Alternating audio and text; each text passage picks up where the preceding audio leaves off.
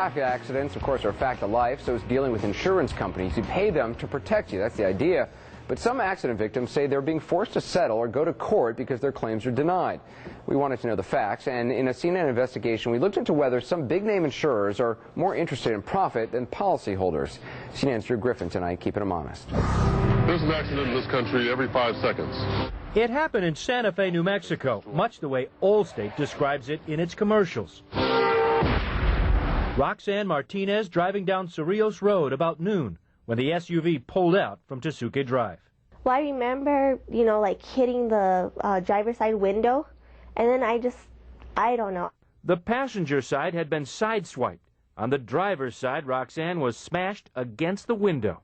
I had upper back pain. I went to chiropractors, physical therapists, massage therapists, acupuncture. They told me that my spine was damaged.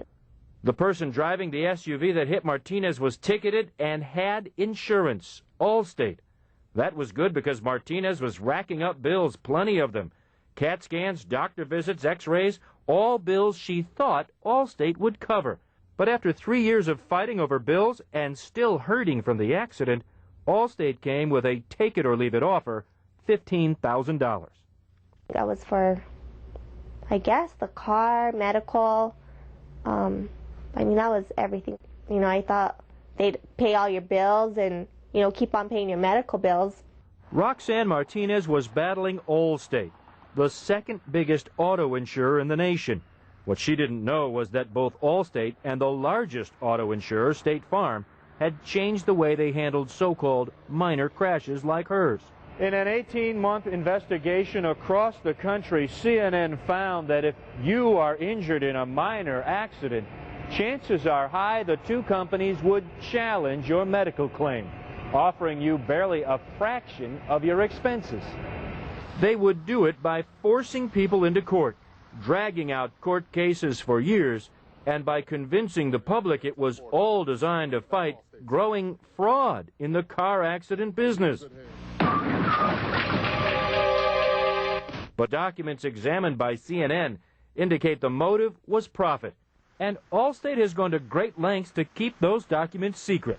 In 2 states where Allstate has been sued, the company has defied judges' orders to make the documents public.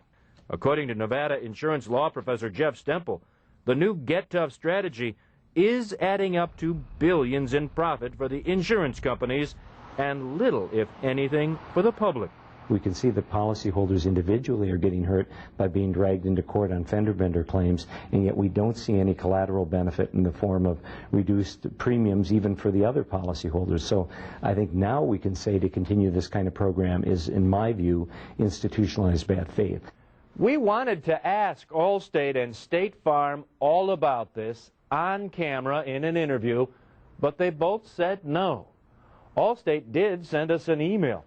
In an email, Allstate told us it did not believe it would have any real opportunity of being successful in getting CNN to do a balanced report.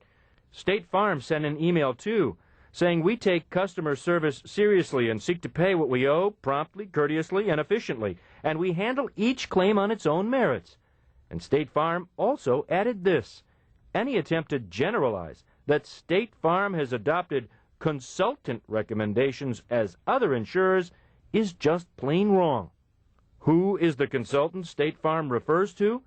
The giant of the consulting industry, McKinsey & Company, hired by both State Farm and Allstate. McKinsey & Company said it does not discuss any of its clients' business. And at the same time Roxanne Martinez thought she was in good hands with Allstate, Allstate was being advised by McKinsey in writing to put boxing gloves on those good hands.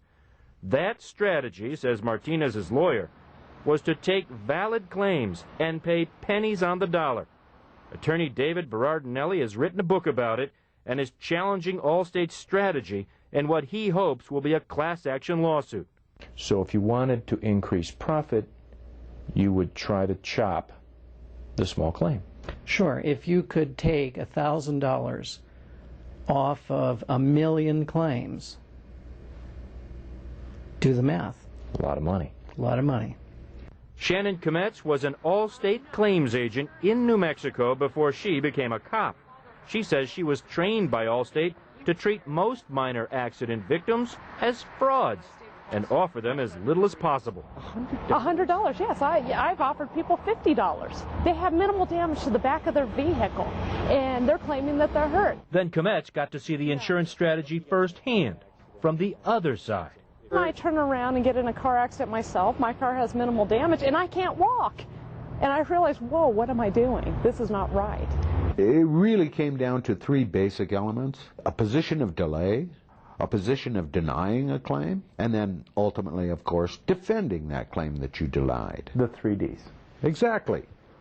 Jim Mathis is a former insurance company insider who now testifies against insurance companies in court. And the profits are huge. Profits are good.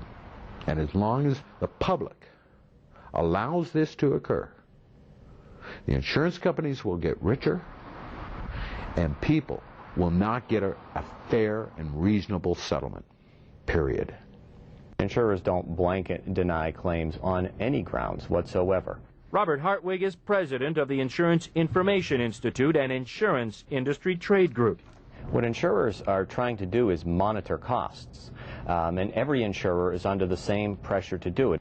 And this Allstate training manual obtained by CNN details how that was going to be done, by forcing what the manual calls smaller walkaway settlements. The walkaway settlement for Roxanne Martinez was a take-it-or-leave-it offer of $15,000 that came 3 years after her accident. She said that would pay a little more than half of her costs. It's kind of hard when you're thinking, like, you know, are they going to leave me broke? Or, you know, I mean, that was very stressful. But Roxanne Martinez decided that instead of taking Allstate's offer, she would take Allstate to court. We'll tell you what can happen if you take an insurance company to court next on 360.